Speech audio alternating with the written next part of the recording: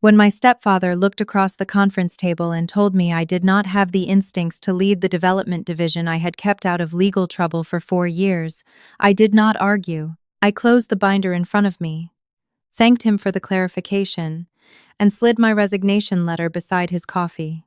72 hours later, I turned my phone back on and found 74 missed calls, a frozen $68 million construction loan, and a change order carrying my electronic approval even though it had been signed 11 minutes after I left the company.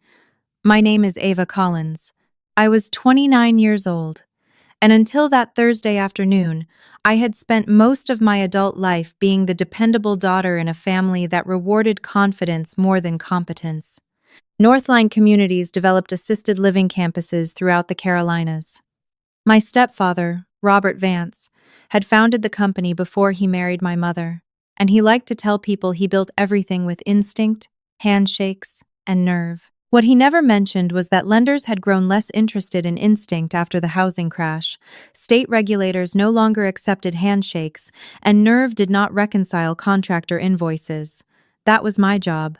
I had started as a junior contracts analyst right out of college, then built the compliance system that tracked every lien waiver, inspection report, environmental certificate, insurance endorsement, and construction draw. I knew which signatures released money and which missing page could stop a project for weeks. I had also trained half the accounting department, corrected dozens of vendor agreements, and quietly prevented Robert from signing deals that would have cost the company millions. The promotion on the table was Senior Director of Development Controls, a title created after our largest lender demanded one person with authority over project compliance.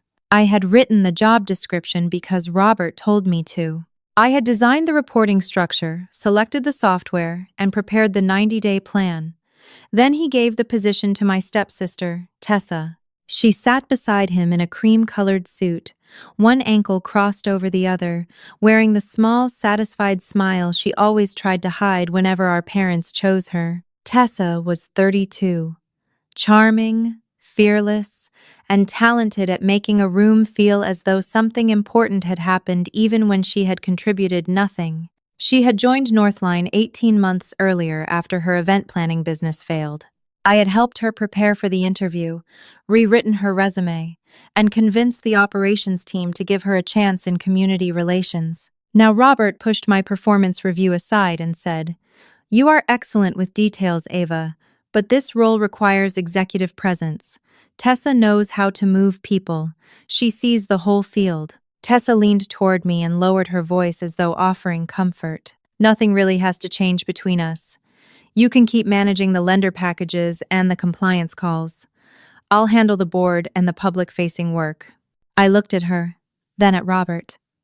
"So she gets the authority, and I remain responsible for the decisions?" Robert frowned.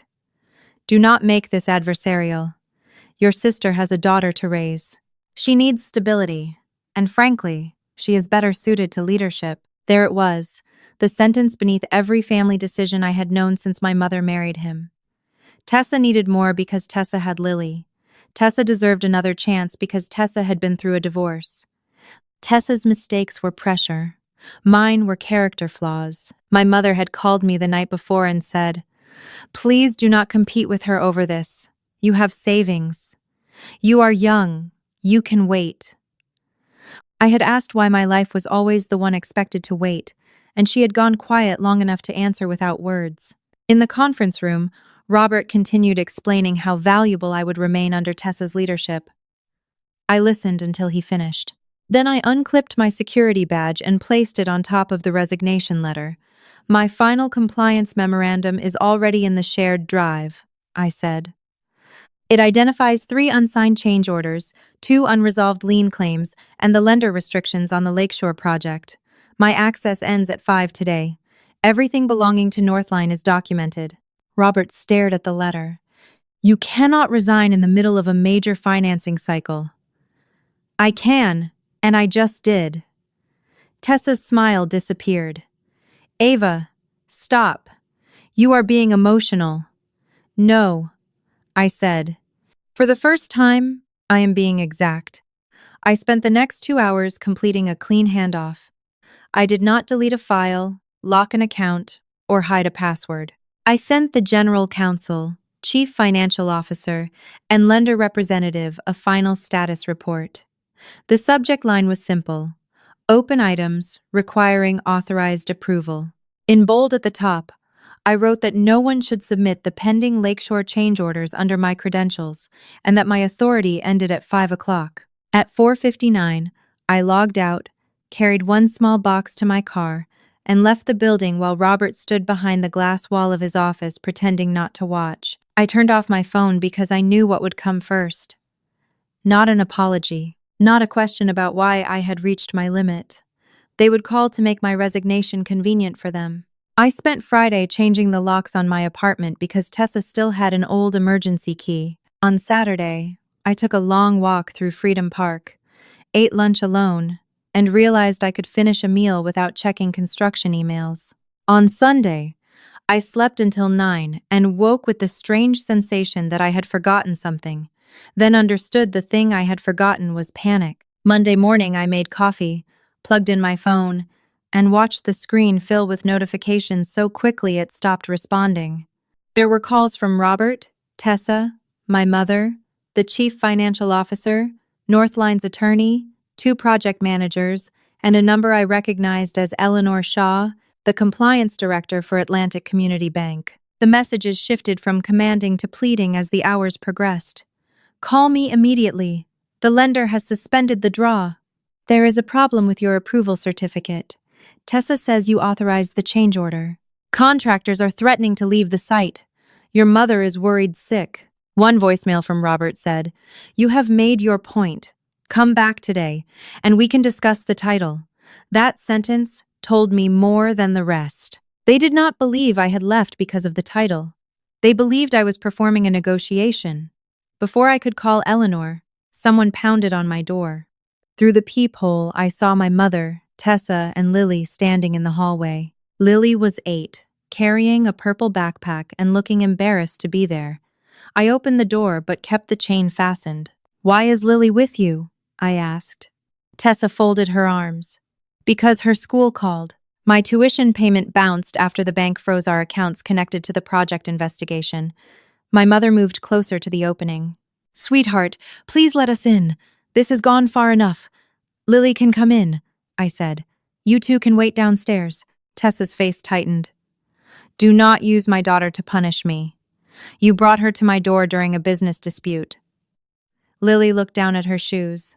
I unfastened the chain, let her step inside, and handed her the television remote. Then I stayed near the doorway while my mother and Tessa entered. Tessa did not sit. She pulled a folder from her bag and slapped it onto my kitchen counter.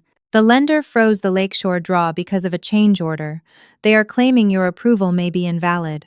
You need to call Eleanor and tell her you authorized it before you left." I opened the folder. The document approved an additional $4.6 million for accelerated steel delivery and weather protection. My name appeared at the bottom beside a digital certificate number.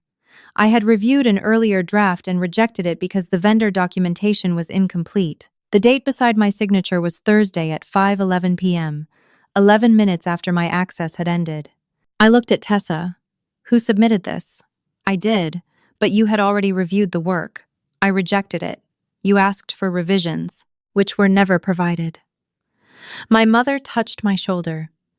"Ava, no one is asking you to do anything dishonest. Just clarify that Tessa believed she had permission." "That is not clarification. That is a false statement to a bank." Tessa's voice rose. "If the draw does not release, the contractors will walk. Hundreds of workers could lose pay because you are bitter about a promotion."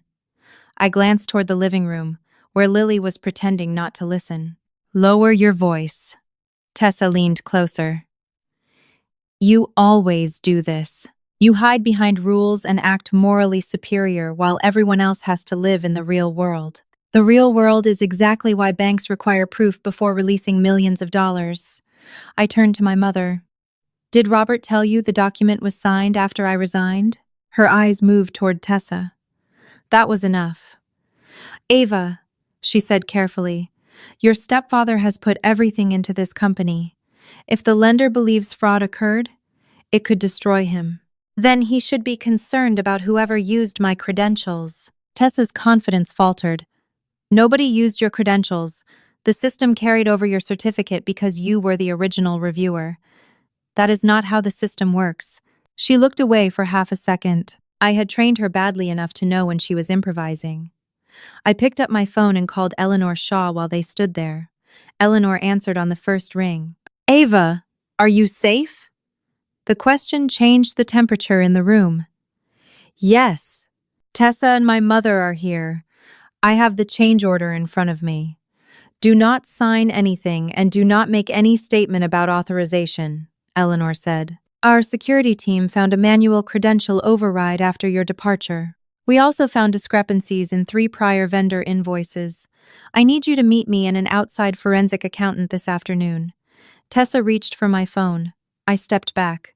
Eleanor continued. Ava, is Tessa Vance present? Yes. Then tell her Atlantic Community Bank has instructed Northline not to alter, delete, or resubmit any Lakeshore records. That instruction is effective immediately. I repeated it word for word. Tessa went pale. My mother whispered, What discrepancies? I closed the folder. That is what I am going to find out. Then I looked at Lily. Your school will be paid today directly through the bursar. Your mother will not lose access to that money because it will never pass through her account. Tessa's eyes flashed. I do not need your charity. It is not for you. I walked them to the door. My mother stopped in the hallway and said, Families survive by protecting one another. I answered, Families also survive by telling the truth before protection becomes participation. That afternoon, I met Eleanor at the bank's regional office in Uptown Charlotte. She was a practical woman in her 50s who had spent 20 years watching confident developers discover that lenders kept better records than they did.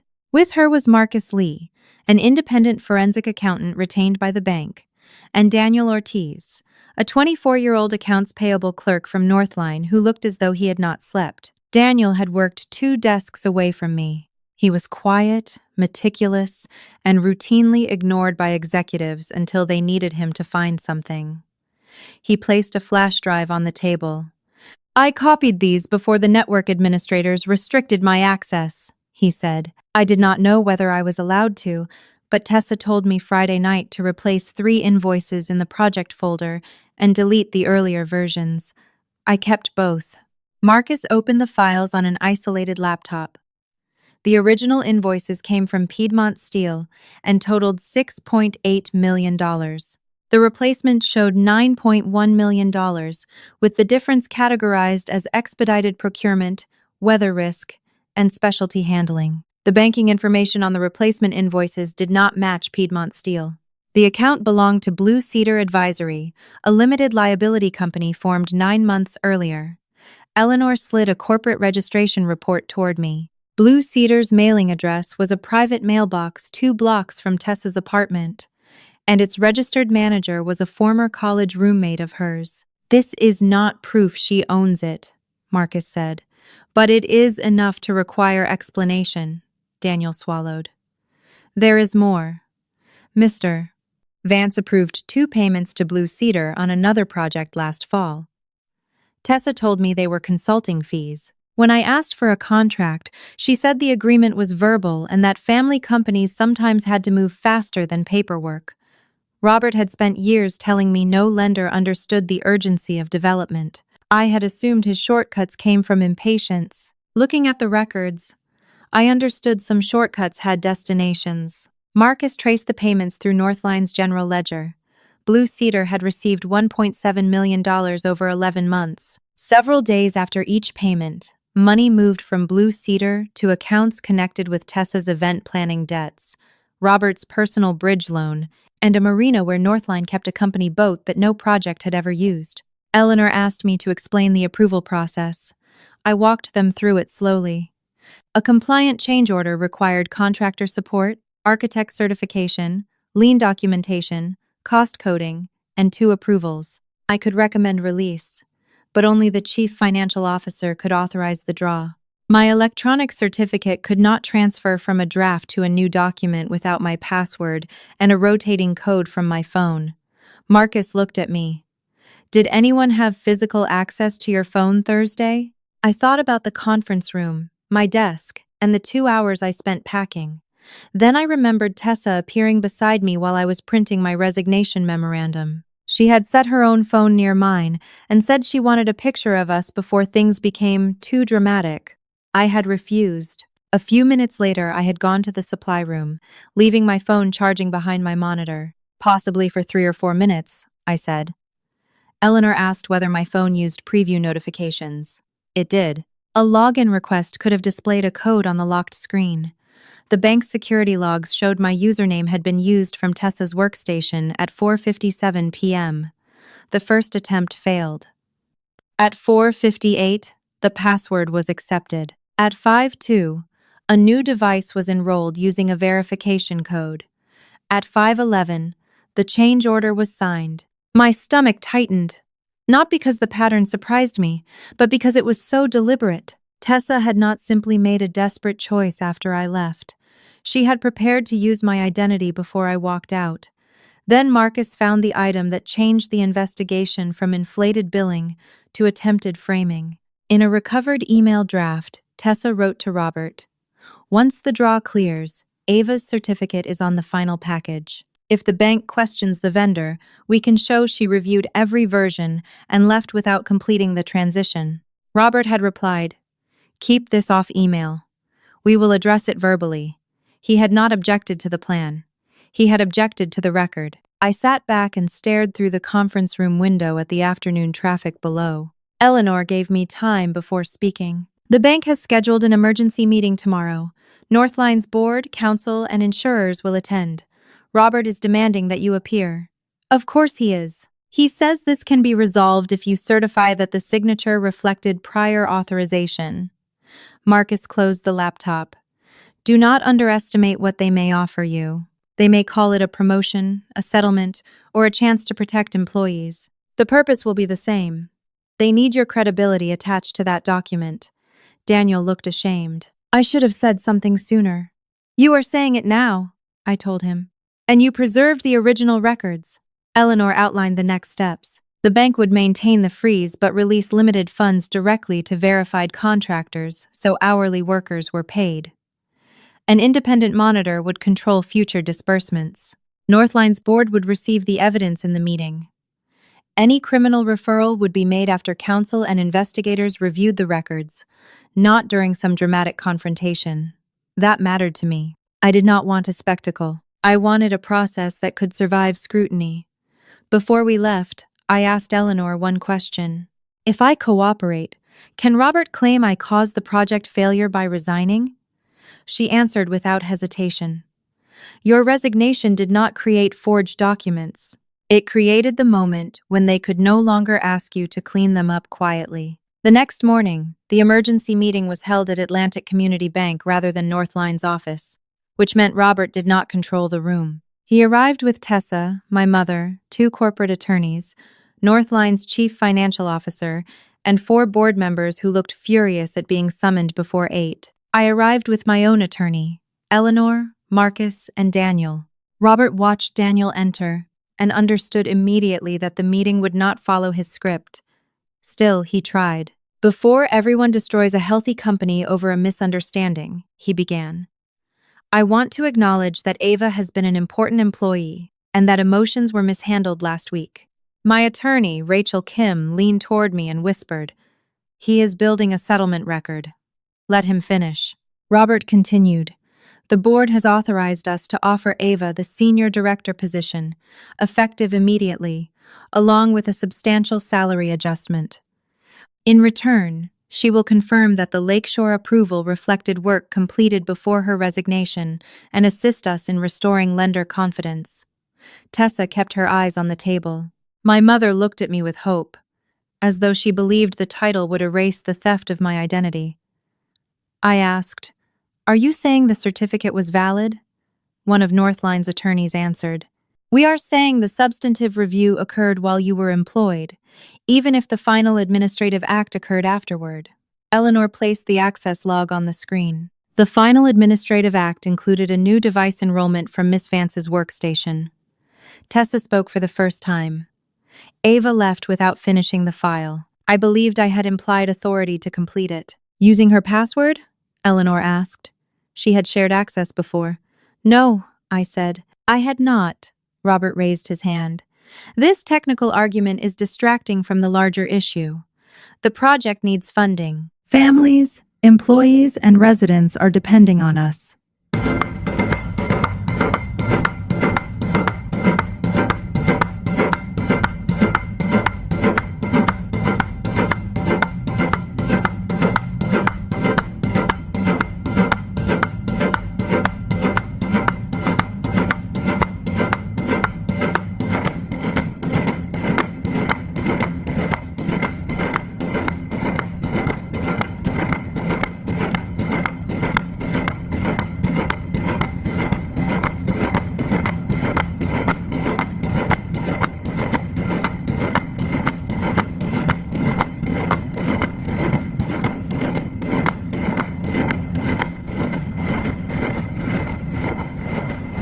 He wanted everyone to imagine elderly people abandoned because I refused to cooperate. I opened the binder Rachel had prepared, but I did not slam it down or make a speech. I handed copies to the board members. My resignation memorandum is on page 1. It states my authority ended at 5 and lists the rejected change order. The access logs begin on page 6. The original and altered invoices begin on page 12. Blue Cedar's payments begin on page 23. The recovered email draft is on page 41. The room became quiet in the ordinary way people become quiet when words are replaced by documents. Northline's chief financial officer read the email first. His face changed. Robert, he said, what does she mean by, if the bank questions the vendor, we can show Ava reviewed every version? Robert did not answer him. He looked at Tessa. You told me this was about accelerating steel delivery. Tessa finally raised her head. It was. Blue Cedar was coordinating shortages and freight. Marcus asked, where is the consulting agreement? It was verbal. Where are the work records? They made calls. They found suppliers. Why did Blue Cedar receive money after the steel vendor had already shipped? Tessa's composure cracked. Because projects are messy. Ava knows that. She has spent years making everyone afraid to act without her permission. Robert seized the opening. Exactly. This is what I meant about leadership. Ava controls information, then acts indispensable when others cannot operate without her. I looked at him. I documented every process.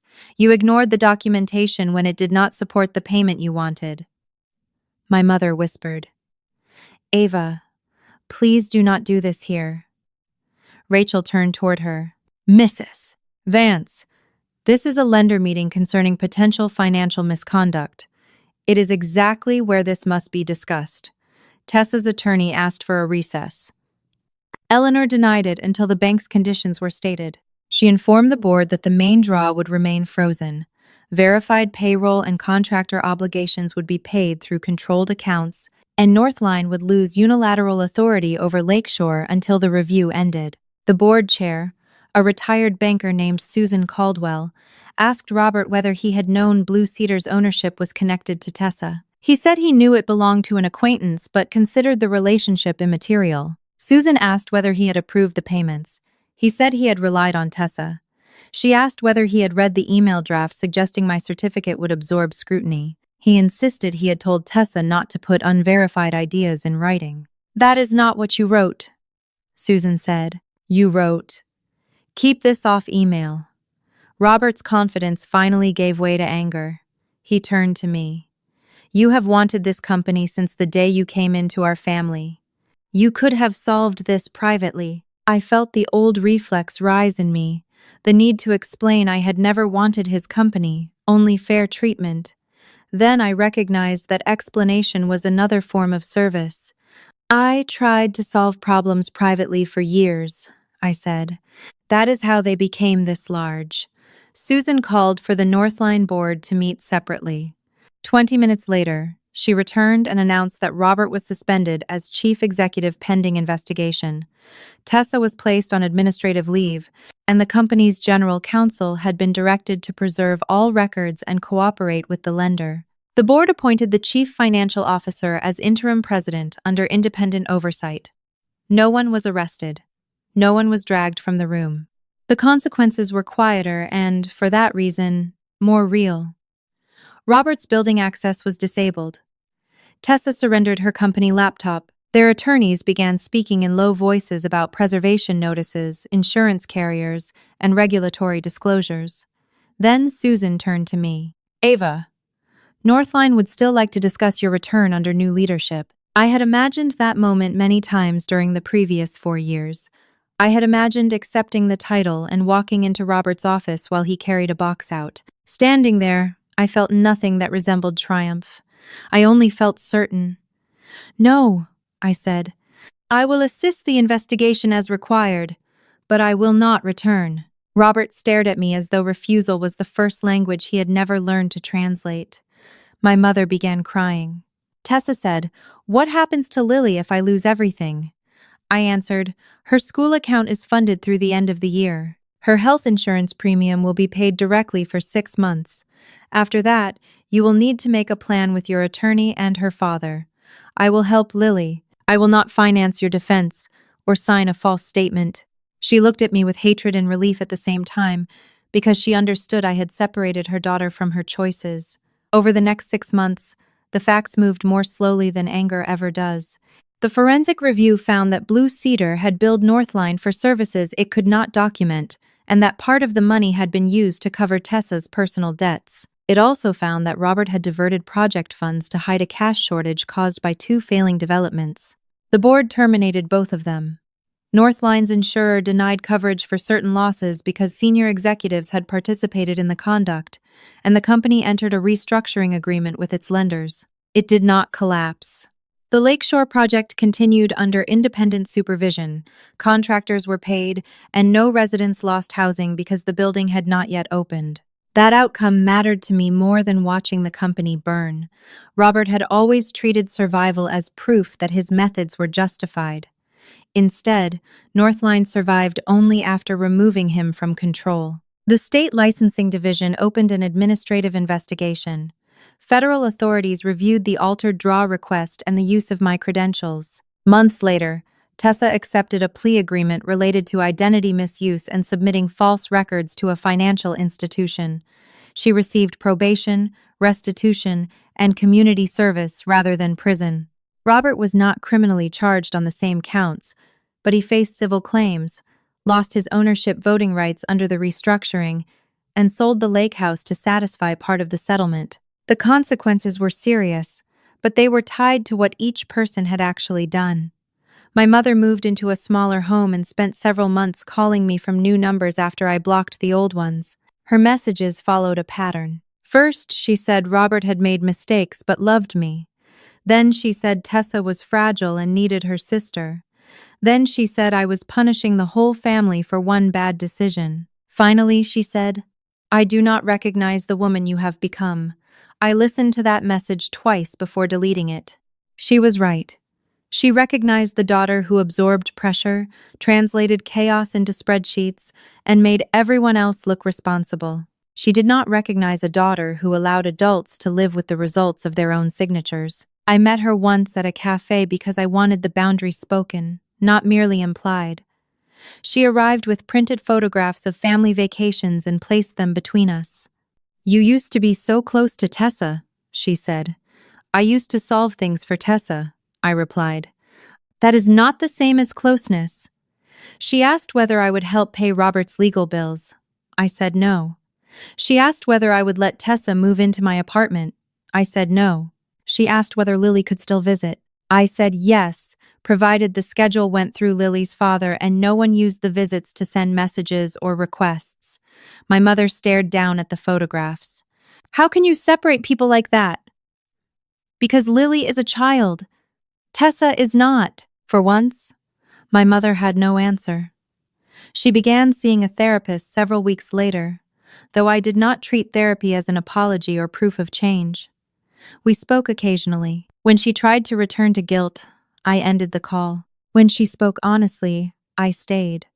The relationship became smaller, but it also became real.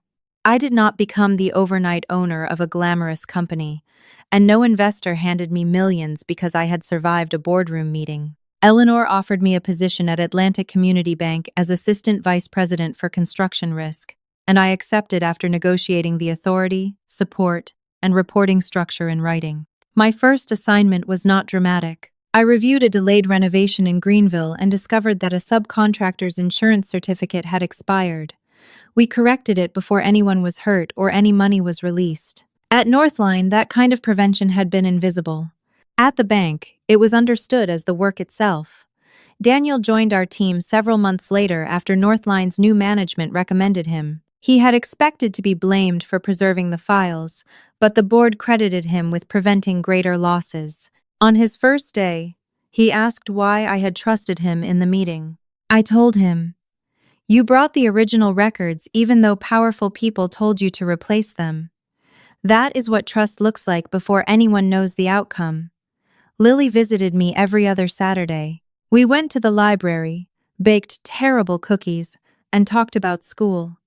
I never discussed her mother's case unless she asked a direct question, and even then I answered without turning Tessa into a monster. "Your mom made decisions that hurt people," I told her once. "She is responsible for fixing what she can. You are not responsible for any of it." Lily looked at me for a long time and asked, "Are you still my aunt?" I nearly cried because I understood what children hear when adults say a family is broken. "Always," I said. "Being your aunt does not require me to pretend everything is okay." A year after I resigned, I attended the opening of the Lakeshore community on behalf of the bank.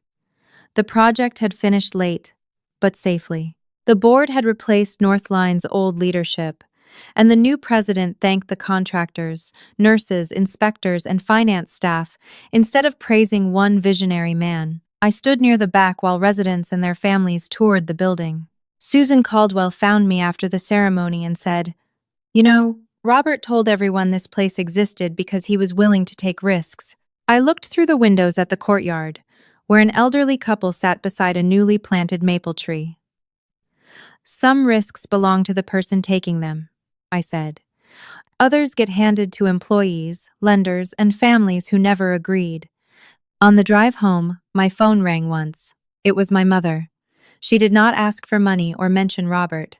She said Lily had earned an award at school and wanted me to come to the ceremony. I told her I would be there.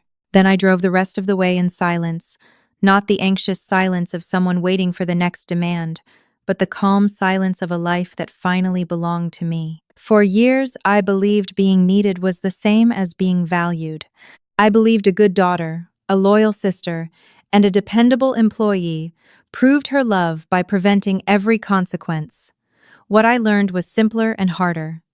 When people praise your strength only because it makes their lives easier, they are not honoring you. When they call your boundary betrayal, they are telling you how much they benefited from your lack of one. I did not ruin Northline by leaving. I did not destroy my family by refusing to lie. I stepped out of the place where everyone had assigned me responsibility without authority, and the truth became visible because I was no longer standing in front of it.